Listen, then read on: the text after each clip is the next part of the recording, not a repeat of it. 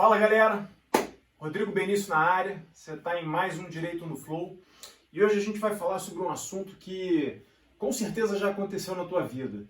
Você dirige carro, né? Já se viu naquela situação de tá dirigindo, pô, de repente você bate em alguma coisa e não tem nem ideia daquilo em que você bateu, não sabe por que você bateu?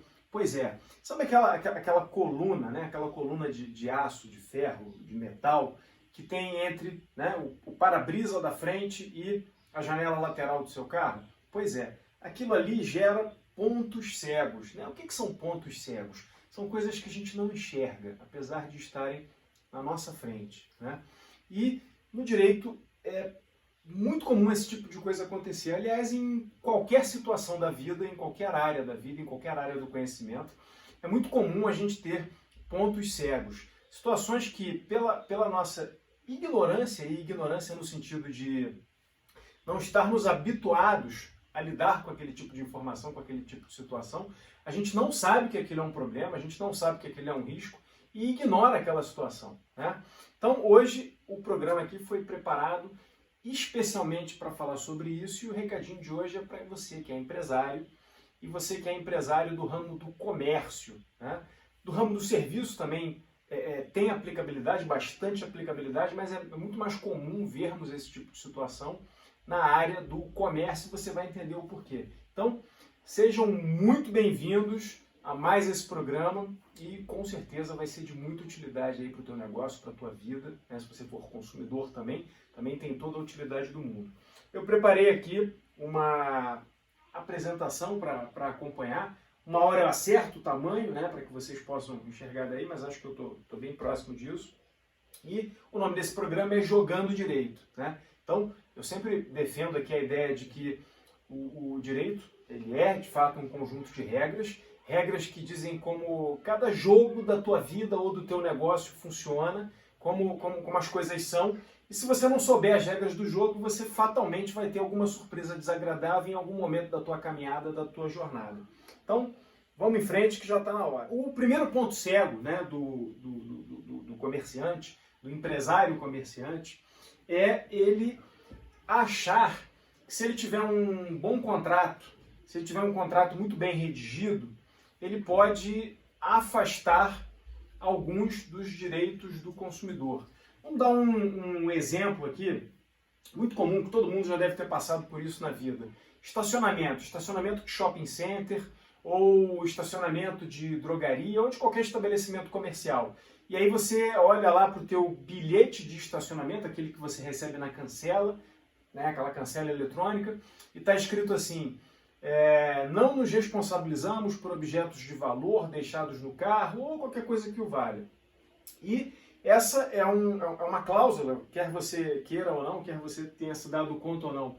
Isso é um contrato, né, que está sendo celebrado ali entre você e a empresa que administra o estacionamento e o comerciante, né, que está se favorecendo da existência daquele estacionamento para poder você estar ali consumindo. Então ali você tem um contrato por meio do qual o teu direito de estacionar está sendo estabelecido ali em troca de um pagamento, ou ainda que não esteja sendo realizado um pagamento para que você possa estar estacionando ali, aquilo é um benefício que induz você a comprar, né? Você vai normalmente preferir ir a uma loja, a um local onde você tenha condições de estacionar, do que a um local onde você não tenha condições de estacionar. Então isso é considerado parte da prestação do serviço, parte da entrega que está sendo formulada para você dentro daquele contexto ali. E aí o que acontece? Nesse contrato de estacionamento, se tiver essa cláusula de não indenizar, cláusula de não responsabilidade, isso não vai ter valor. Você não precisa ficar preocupado com isso, porque esse tipo de cláusula ela é considerada leonina, uma cláusula que não vai ser aplicada. E se você é empresário e acha que uma cláusula dessa no teu contrato, né, nesse exemplo que a gente está dando aqui de estacionamento, vai impedir você, né, vai livrar você de ser responsabilizado na eventualidade de ter algum acidente ali no estacionamento, de ocorrer um furto ou mesmo um roubo, isso não é verdade. Você vai sim ser responsabilizado com base nas normas de proteção e defesa do consumidor. Então, essa é a primeira regra, é o primeiro ponto cego que muitos empresários, né, desconhecem. Então, não ache que se você colocar uma cláusula no teu contrato, afastando a tua responsabilidade, você vai, com isso, deixar de ter a obrigação de ter que indenizar o consumidor, de ter que responder por um dano que ele sofre. A regra base disso, né, a norma, né, a lei que traz isso, bom, primeiro o Código de Defesa do Consumidor, Lei 8.078, você bota lá no Google L8078, vem ela super atualizada, né? Quando você bota L8078 no Google, você faz a pesquisa no site do Planalto. Em outras palavras, é um site lá do Congresso Nacional. E aí você vai ter a informação assim, direto da fonte, direto de onde a norma é produzida. O Código de Defesa do Consumidor é uma lei federal e você vai encontrar ali, então, todas as atualizações que ele tem, né? E aí, logo no artigo 1º, que é o 1.2, que estabelece essa regra, você tem lá, ó, o presente código estabelece normas de proteção e defesa do consumidor de ordem pública e interesse social. Só essa primeira parte aqui já serve para a gente, já resolve o nosso problema. O que são normas de ordem pública, né? Quando você imagina a palavra ordem, vamos colocar ordem na casa, vamos colocar ordem nesse lugar. Ordem dá a ideia de ordenar, de organizar, de arrumar. E quando são normas de ordem pública, são normas que devem ser observadas por todos, em nome do bem comum, né, para que o bem comum, o bem de todos, seja preservado. Então, normas, isso já no direito, tá? Consideradas normas de ordem pública, não podem ser afastadas pela vontade das partes, quando fazem um contrato. Tem várias questões que você consegue mudar o que o direito estabelece por meio de regras contratuais, regras que você estabelece ali no teu contrato. Esse é um tipo de coisa que não dá para mudar, né? Então, os direitos do consumidor, eles não podem ser afastados por cláusulas contratuais.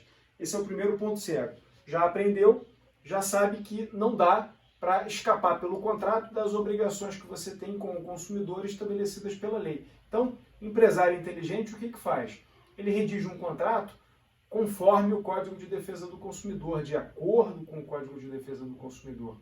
E ele avalia antecipadamente se ele está dentro daquelas regras que dizem respeito à área dele de atuação, né? E aí se organiza de forma otimizada. É isso que o empresário inteligente, que o empresário bem-sucedido faz. E não começar a fazer um monte de coisa, começar, né, a praticar uma série de atos, depois ver o que vai dar, né? Segundo ponto cego, né? Na dúvida, vale o melhor para o consumidor. Esse é clássico. Diz respeito também ao contrato. Quando um contrato vai ser redigido, também é muito comum, assim, até colegas advogados, né, acharem, se não são especialistas na área de direito do consumidor, se não tem ali muita prática nessa área, eles eventualmente podem ser levados a crer que se a cláusula não for muito clara, se a cláusula for daquele jeito feita com letra miúda, ou com várias interpretações possíveis, isso vai gerar algum tipo de possibilidade de, na prática, na hora que tiver a aplicar aquela cláusula, na hora que tiver um problema, você optar por dizer para o teu cliente que não, essa cláusula funciona assim, não funciona do jeito que você acha que é. Afinal de contas, né, a gente vai ver isso já já, o consumidor, ele é considerado consumidor justamente por ser vulnerável, né? E o que é ser vulnerável? É ser desinformado, é ser bobo mesmo, sobre aquele assunto em que ele está comprando um produto ou está adquirindo um serviço. Isso me faz lembrar uma história muito interessante. Eu, na faculdade, eu ainda não tinha adquirido o meu primeiro carro. Na verdade, meu avô tinha dado um carro para minha mãe, ele trocou de carro, e aí deu o carro dele para minha mãe. E esse carro era um Del Rey, né? Del Rey é um carraço, né, da Ford, mas era um carro que não era adequado para um jovem, né, do ponto de vista do design, do perfil, ali com os seus 18, 19 anos, eu certamente almejava, desejava alguma coisa que fosse um pouco mais moderna. Mas, né, cavalo dado não se olha os dentes, então recebi com todo amor, com toda a felicidade do mundo aquele primeiro carro da minha vida. Era um carro, né, com um motor excelente, e ele tinha a cor bege. Então era um Del Rey de cor bege, Del Rey guia, né? Era o modelo da época, era top de linha da época, né? Não lembro exatamente o ano, acho que era 93 o ano do carro, alguma coisa assim, ou um pouco anterior. E minha mãe ganhou aquele carro, minha mãe maravilhosa, beijo, dona Luzia, estamos aqui trabalhando, lembro sempre da senhora. Ela me deu aquele carro, né? Com pena do filho, que ia lá para a faculdade de ônibus, ou então a pé. Então, não, vou dar o carro para o meu filho, que ele quer passear, ele quer ir para a faculdade. E aí eu comprei o caramelo, ganhei o caramelo móvel. Na primeira oportunidade que eu tive, eu procurei vender o caramelo móvel para comprar um carro, achando que estava fazendo um negociaço. E quem né, lembra também o Uno, Fiat Uno, né, que não era nem do jeito que é hoje, era um Fiat Uno daquele mais quadradinho. Eu até gostava do design. Esse Uno não era qualquer Uno, não era um Uno 1.0, né? Era o Uno 1.5R, né? Quem já dirigiu esse carrinho, quem já foi proprietário de Uno, sabe que é um carro muito valente, como a gente diz, né? Que tem muita disposição. Então eu não estava nem muito ligado nisso, né, em saber se o carro tinha disposição ou não, fui descobrir isso depois como usuário. Mas eu vi o anúncio lá e fui, né, entrar em contato com o vendedor para conhecer o carro. E o vendedor até tentou ser íntegro comigo. Ele morava na Ilha do Governador, eu saí do Grajaú, que era onde eu morava com meus pais, fui até a Ilha do Governador, lá no condomínio, no prédio onde morava esse senhor. Ele falou, olha, tá com um probleminha no computador de bordo, né? Uma peça que tem dentro do motor do carro, mas nada demais não, já voltou a funcionar. E eu, por mais que ele tenha dito aquilo para mim, eu absolutamente ignorei aquela informação, né? Aquela ali não era uma relação de consumo, porque ali era um particular vendendo para outro particular, então era uma relação civil, mas eu me comportei como um consumidor clássico, né? Não estou habituado, não estava, pelo menos até aquela época, até aquele momento, habituado a comprar carro, e fiquei encantado com o quê? Com as rodas de liga leve que ele tinha posto no carro. Eram rodas, acho que aro 15 ou um outro aro lá um pouco maior. Aquilo, né, me deixou vidrado, aquele carro parecia um carro esportivo e tal, e eu comprei o carro mesmo assim. O que aconteceu? Saí da Ilha do Governador, né? Quem conhece ali no Rio de Janeiro, Ilha do Governador, você sai da Ilha do Governador, pega a linha vermelha ou a Avenida Brasil. Então eu peguei a linha vermelha para ir no sentido Maracanã, descer e pegar ali, né, o caminho para o Grajaú. E o que aconteceu? No meio da linha vermelha, nesse primeiro dia que eu tinha comprado o carro deu pane e eu tive que empurrar o carro junto com o meu irmão, o pobre do meu irmão, estava comigo nesse dia, nesse fatídico dia, me ajudou lá a empurrar o carro. Então essa história é para te mostrar o quê? Que o consumidor ele é bobo por natureza, e a lei reconhece isso. A lei diz que o consumidor é vulnerável, é essa palavra que a lei usa, que o Código de Defesa do Consumidor usa para se referir ao consumidor. Tá? Então, justamente pelo fato do consumidor ser considerado bobo, ser considerado vulnerável, todas as vezes que um contrato for interpretado, qualquer cláusula daquele contrato que gere dúvida e permita mais de uma interpretação, vai ter como resultado aquela interpretação que for mais favorável para o consumidor. Então, se você é empresário, seja inteligente na hora de redigir, né, a cláusula lá do teu contrato. Se você está percebendo que aquela cláusula está meio duvidosa, dá margem a várias interpretações possíveis, e você acha, por alguma razão, né, que isso pode te beneficiar, não vai te beneficiar. Por quê? Porque existe um artigo, que é o artigo 47 do Código de Defesa do Consumidor, Lei 8.078, lembra lá do Google, L8078, que diz: as cláusulas contratuais serão interpretadas de maneira mais favorável ao consumidor. Tá? Então, não adianta achar que uma cláusula confusa, com dúbia interpretação ou com múltiplas interpretações possíveis, vai poder ser usada, né, para criar qualquer tipo de favorecimento. Ponto cego 3, né? Ponto cego que o comerciante muitas vezes ignora, né? Não está atento para isso. O comerciante responde junto com a indústria e o importador. Então, a gente está falando hoje do empresário comerciante especificamente, com mais ênfase, né? Não porque o prestador de serviço também não está dentro do conceito de empresário, né? O prestador de serviço ele também é considerado empresário pelo direito e ele também é considerado fornecedor pelo direito do consumidor. Então, o prestador de serviços ele também está sujeito às mesmas regras que o comerciante está relativamente ao direito do consumidor. Mas esses pontos cegos que nós trouxemos hoje são mais comuns nas relações de consumo. Esse em especial. Por quê? O comerciante ele precisa estar sempre repondo o estoque.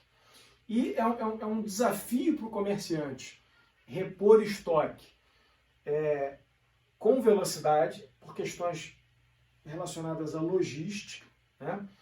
Nem sempre você compra e o teu fornecedor, o atacadista ou a indústria te entrega de imediato.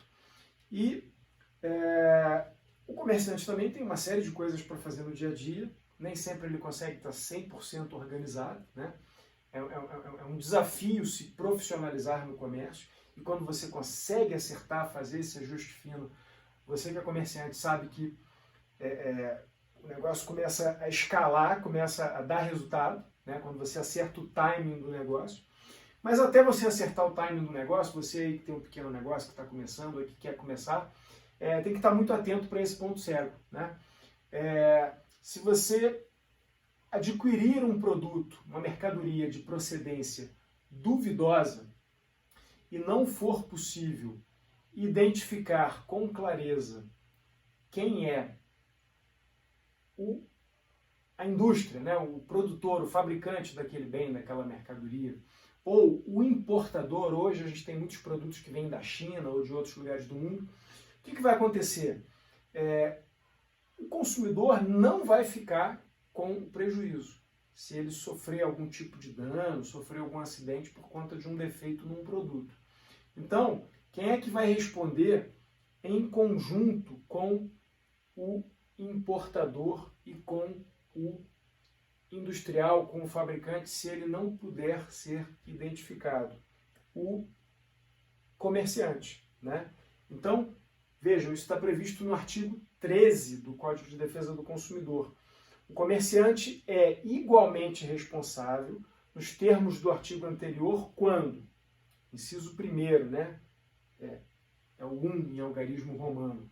O fabricante, o construtor, o produtor ou o importador não puderem ser identificados. Então veja, dessa regra o que você deduz?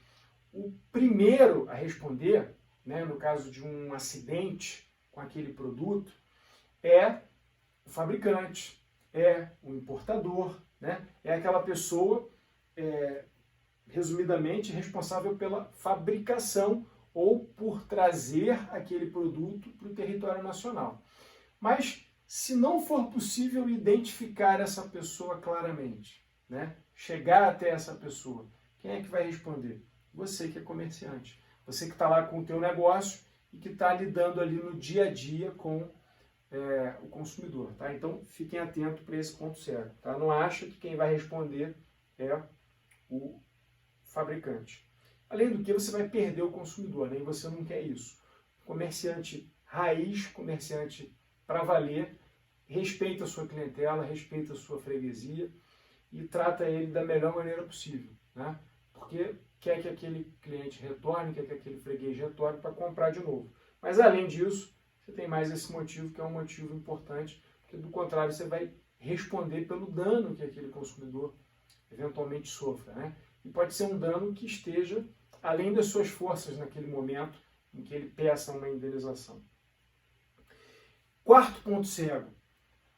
O consumidor, se chegar ao ponto de propor, né, de entrar com uma ação contra você, digamos que ele tente resolver o problema com você e ele não consiga, né? O que vai acontecer? Ele vai entrar com uma ação, ou ele pode entrar com uma ação. E aí ele decide entrar com uma ação, e quando ele for entrar com essa ação, ele pode escolher em qual justiça ele vai dar entrada nessa ação. E essa justiça pode ser aquela que funciona na sua cidade, ou pode ser aquela que funciona na cidade dele. Então eu vou dar aqui um exemplo concreto disso, tá? Eu já vivi vários exemplos desses, vou te dar um só aqui para você ter noção disso. Imagina que você... esse exemplo especificamente é de uma indústria, tá?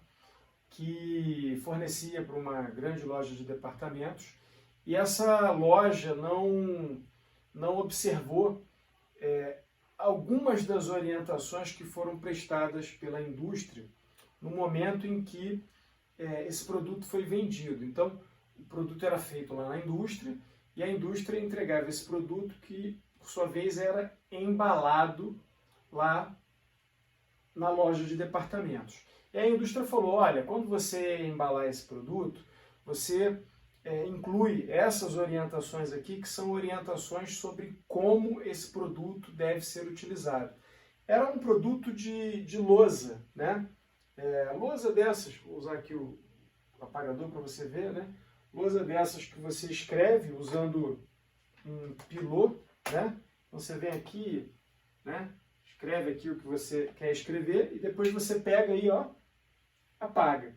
Aqui, né, essa minha lousa aqui é uma lousa de vidro, então, por mais que eu use o pilô e deixe o pilô aqui muito tempo, não marca a superfície. Mas nesse caso aqui do exemplo que eu estou relatando para vocês, era uma lousa que era de um material plástico, né? Então a pessoa escrevia e a orientação da indústria era a seguinte, olha, você não deve deixar aquilo que você escreveu por mais dias, né? Você escreveu, acabou de usar a lousa, no mesmo dia você vai lá e apaga. Se você deixar, né? Você escreveu aqui, né? Direito no flow. Aí o que vai acontecer? E você não apagou no mesmo dia. Aí ficou 1, 2, 3 dias. O que vai acontecer? Quando você for tentar apagar, você não vai conseguir apagar tudo. Vai ter manchado, né? O material vai ter absorvido a tinta do pilô. E aí, pois bem, foi isso que aconteceu. A loja de departamentos, quando foi comercializar aquele bem, ela não colocou essas instruções, né? E aí o cliente comprou, o consumidor final comprou lá na loja de departamentos, e nesse caso específico, né, era possível identificar a indústria estava bem identificada lá, ela botava o selinho dela, muito bonitinho. E o que aconteceu? O consumidor entrou com uma ação, porque ele tentou resolver o problema com a loja de departamentos, a loja de departamentos não esclareceu ali satisfatoriamente a dúvida daquele consumidor, ou o problema que aquele consumidor estava querendo resolver, ele queria ser ressarcido, né? Porque a lousa não estava se prestando aos fins que ele queria, porque ele usou, ela manchou, e aí, como ele não tinha obtido informação sobre como era o uso correto, ele, bem dizer, perdeu o produto, né? Não servia mais para a finalidade que ele queria. E aí o que aconteceu? Esse consumidor ele entrou com uma ação. E ele entrou com essa ação na cidade dessa loja de departamentos. Então você imagina, uma indústria em Manaus. E a ação proposta na cidade do consumidor, que nesse caso específico era a mesma cidade da loja de departamentos em São Paulo, né?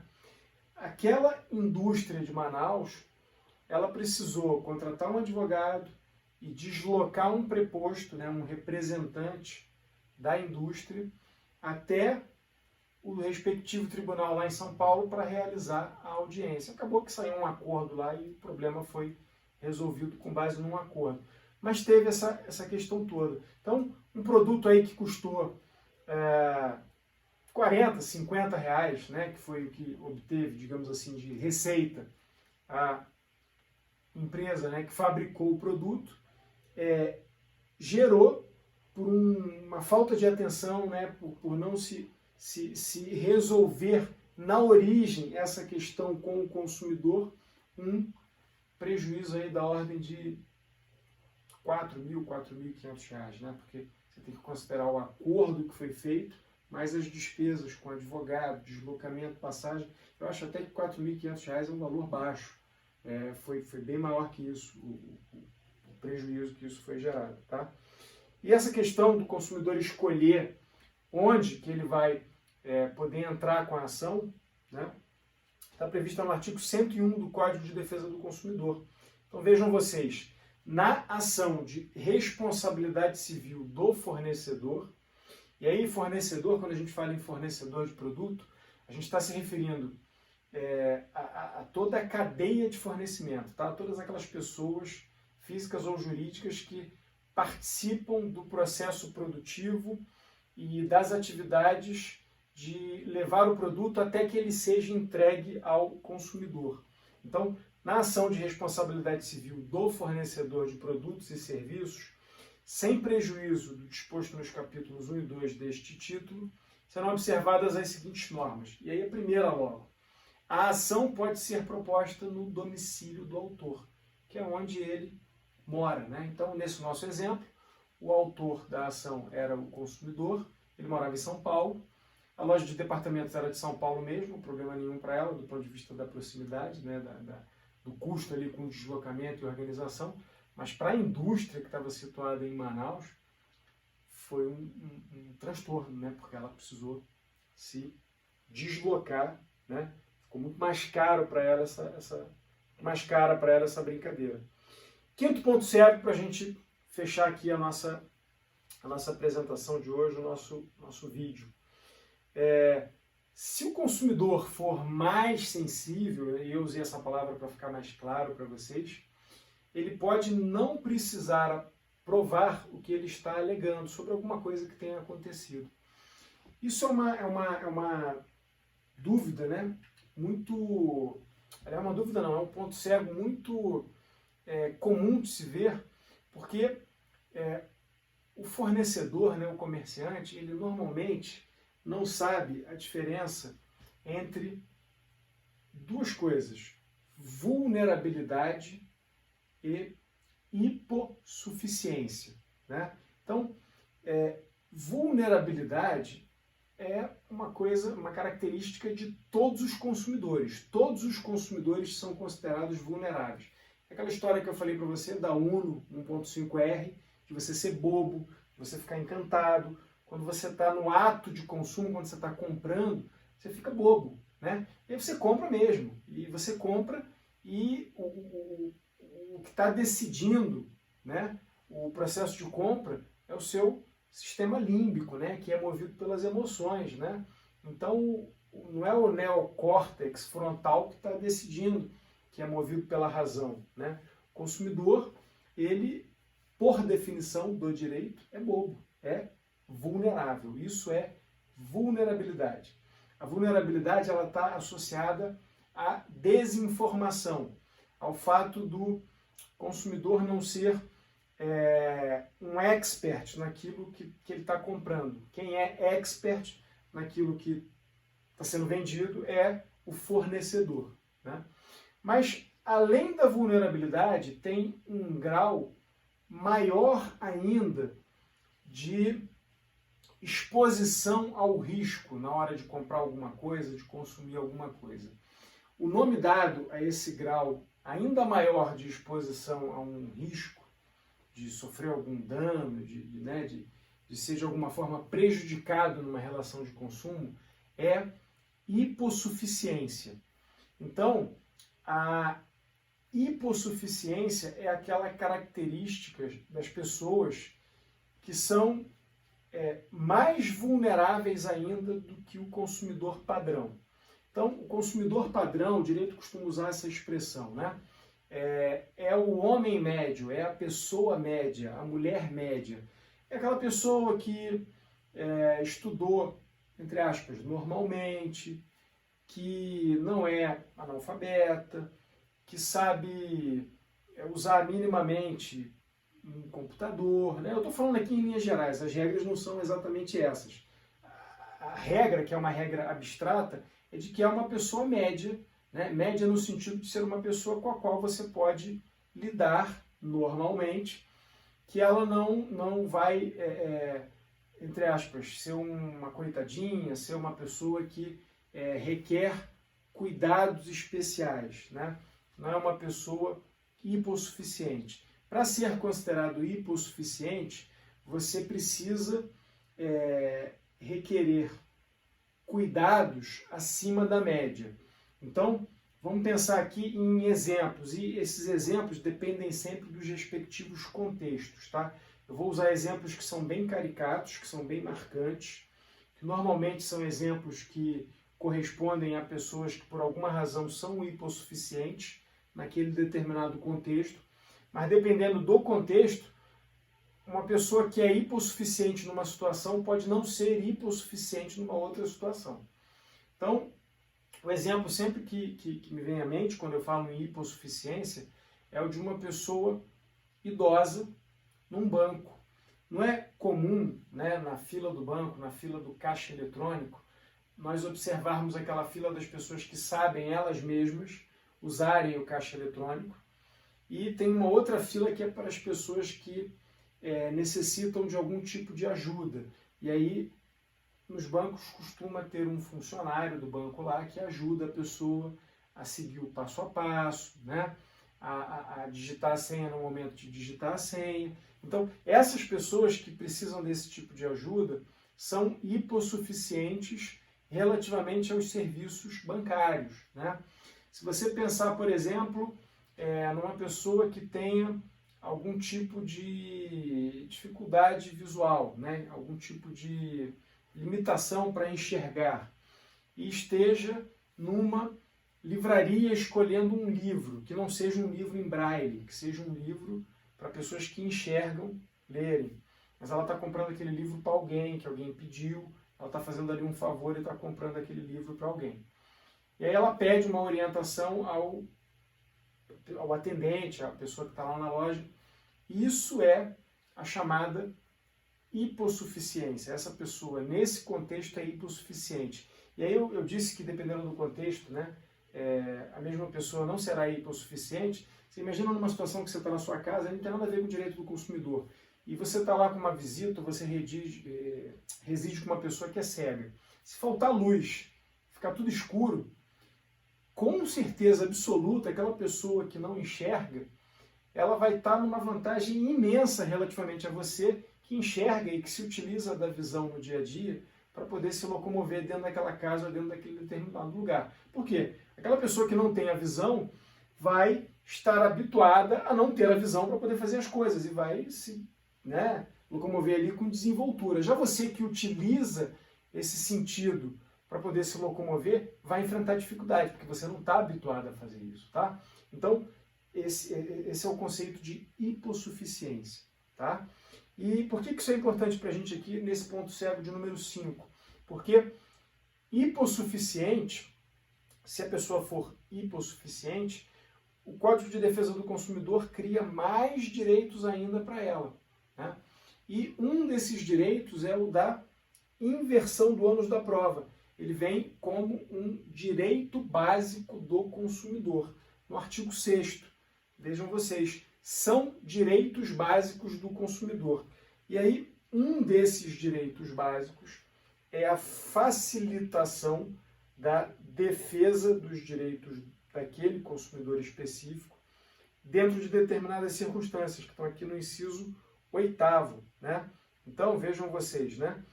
A facilitação da defesa de seus direitos, inclusive com a inversão do ônus da prova a seu favor no processo civil, quando, a critério do juiz, for verdadeira a alegação ou quando for ele hipossuficiente. Chegamos então na hipossuficiência. Você, comerciante, está atendendo um cliente. Esse cliente entrou lá no seu estabelecimento, na sua loja. Você identificou que ele é hipossuficiente, que ele tem algum tipo de dificuldade maior do que a média para comprar o teu produto ou serviço. Você tem que redobrar a tua atenção no atendimento àquele consumidor. Por quê? Porque na eventualidade dele sofrer algum dano, dele ter algum problema e não conseguir resolver isso com você por meio de um acordo, né? Ele, ao entrar com uma ação, ele pode pleitear, né, pedir para que seja observado esse direito básico do consumidor. E que direito básico é esse? É o direito básico de poder alegar que determinadas coisas aconteceram de uma determinada forma, determinados fatos, e não ter que provar que aquilo aconteceu daquele jeito, porque ele é hipossuficiente. E se ele for hipossuficiente, há a inversão do ônus da prova a critério do juiz. Ele faz um pedido ao juiz, alegando ser hipossuficiente, o juiz vai avaliar se realmente ele é hipossuficiente, se ele é vulnerável acima da média dentro daquele contexto, e, se for o caso, se o juiz entender que é o caso, ele vai inverter o ônus da prova. Aí o que vai acontecer? Você que é comerciante é que vai ter que provar que aquilo não aconteceu daquele jeito, caso não tenha acontecido daquele jeito. E às vezes é impossível você fazer essa prova, né? É uma prova muito difícil, né? Dependendo do contexto. Eu separei aqui algumas perguntas, parte delas eu respondi já no decorrer da apresentação, mas vamos ver se tem alguma aqui que possa, né, acrescentar mais com vocês. Bom, a primeira pergunta era como evitar que a cláusula, né, que uma determinada cláusula num contrato teu de fornecimento de mercadorias seja interpretada de maneira mais favorável ao consumidor. Não tem como evitar, né? Parece até ridícula a pergunta com uma resposta dessa. Mas o que eu estou querendo dizer é o seguinte: se a cláusula ela dá margem à dupla interpretação, vai ser aplicada a regra de que ela será interpretada da maneira mais favorável para o consumidor. Então, nesse sentido é que eu estou dizendo que não tem como evitar. Então, o que você tem que fazer? Você tem que redigir uma cláusula clara, de tal forma que não haja dúvida sobre qual o sentido daquela cláusula. E veja, essa é uma diferença muito sutil. Uma coisa é você ter uma cláusula que permite dupla interpretação. Outra coisa é você ter uma cláusula que seja severa com o consumidor num determinado sentido, mas que está redigida de forma clara. Então, se aquilo não desrespeitar nenhuma regra de direito do consumidor, aquela cláusula vai ser aplicada daquela forma mais severa para o consumidor, porque aquela é a maneira como a cláusula está redigida. E se é uma cláusula legal, que pode ser aplicada, é aquela cláusula que vai ser aplicada. É diferente de você ter uma cláusula que dá margem para dupla interpretação ou para mais de uma interpretação. E aí um exemplo que eu dou aqui, né, para ficar bem claro isso, é o de aplicação de uma multa, né? Então você estabelece lá uma regra no teu contrato, dizendo que vai ser aplicada uma multa se for descumprida uma determinada situação. E aí tem uma forma de aplicar essa multa. É muito comum surgirem dúvidas na forma de fazer o cálculo para aplicar uma multa ou para chegar a um determinado valor. Se você não quer que exista essa dúvida, descreva a forma de calcular a multa e escreva a fórmula. Bota lá a fórmula. Multa igual. Aí bota parênteses, o valor lá que tem que dividir ou multiplicar pelo outro, para chegar até o valor da multa que vai ser aplicada naquele caso. Porque não tem dúvida. Aí é uma fórmula matemática que você descreveu e escreveu de forma clara. A cláusula está clara, não há dúvida sobre a sua interpretação. Tá? Segunda pergunta, como evitar que uma ação seja proposta na cidade do consumidor, se não for a cidade da sua empresa, né? Naquele caso que eu estava falando, vamos dar um outro exemplo aqui, tá? Você mora numa cidade que é uma cidade turística, e aí ela recebe muitos turistas lá no período das férias, seja de meio de ano, seja de final de ano, seja do Natal, e são turistas de todo lugar do Brasil, né? Do Brasil e do mundo. Então, cada turista daqueles que está comprando ali na tua loja ou no teu estabelecimento, se ele tiver um problema, e não conseguir resolver aquele problema com você, e for entrar com uma ação, ele pode decidir entrar com essa ação lá na cidade dele. Ele pode morar muito longe do local onde está a sua loja.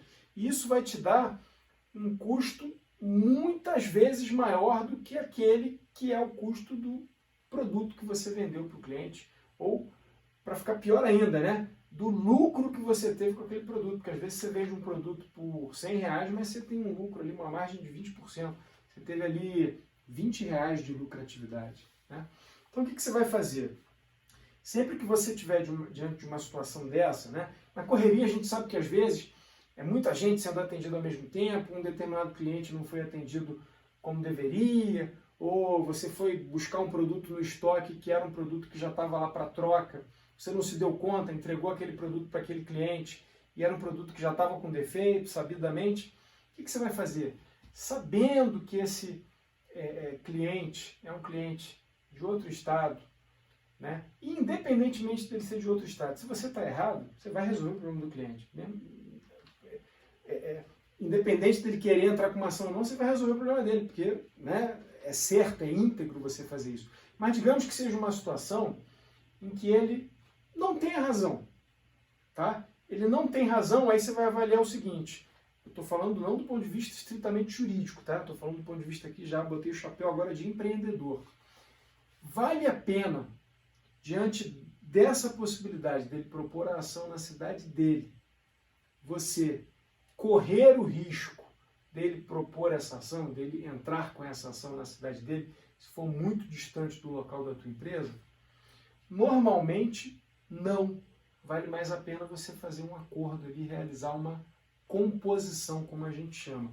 Agora, se for uma situação que vai criar um precedente, e aí da mesma forma que aquele cliente está agindo daquela maneira, que não é uma maneira correta nesse nosso exemplo aqui, né? Estou falando de uma situação em que você tem razão, mas você está avaliando esse risco para tomar a tua decisão.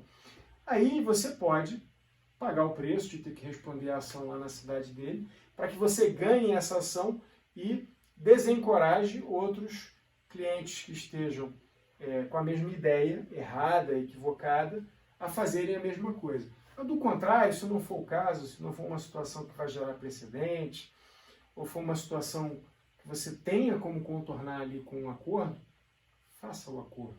Vai ser melhor para você. Tá? Terceira pergunta, né? Essa eu já respondi, né? Fala sobre vulnerabilidade e hipossuficiência, né? A confusão que há entre esses dois termos. E a quarta pergunta, por que todo comerciante deve saber direito do consumidor? Gente,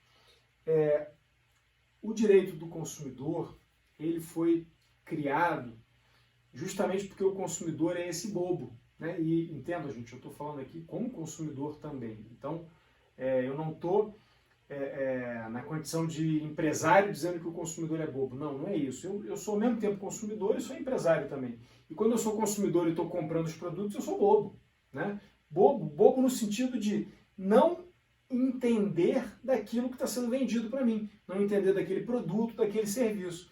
Então, pelo consumidor ser desinformado relativamente àquele produto ou serviço que ele está comprando, é muito fácil ele se enganar.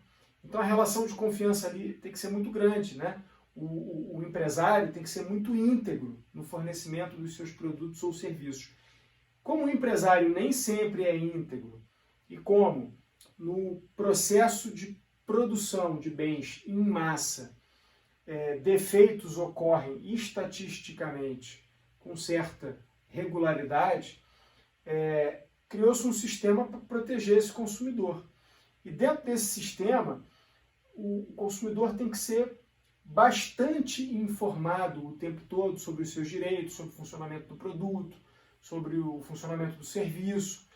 E se o empresário, se o comerciante, ou o industrial, ou o prestador de serviço não souber tudo aquilo que ele tem que informar adequadamente ao consumidor, ele está se colocando em posições de desvantagem jurídica.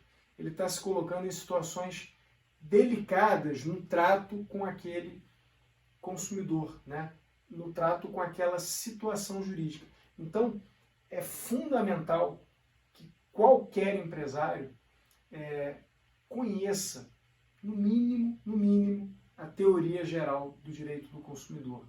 Isso vai te dar mais segurança para tocar os seus negócios, vai te dar mais confiança. Essa confiança vai fazer com que você atue, né? Preste os teus serviços, venda os teus produtos com mais liberdade, com mais autonomia, com mais fluidez e vai aumentar as suas chances de ser bem-sucedido. Fez sentido para você? Se encaixou aí nas situações que você vive aí no teu dia a dia, seja como consumidor, seja como empresário? Então, dá um joinha, se inscreve no canal, acompanha a gente no Instagram, acompanha a gente no Facebook, conecta lá com o nosso canal Telegram e vamos, que o mundo é de quem está empreendendo, é de quem está fazendo acontecer, ok? Prazer estar aqui com vocês, até a próxima, abraço!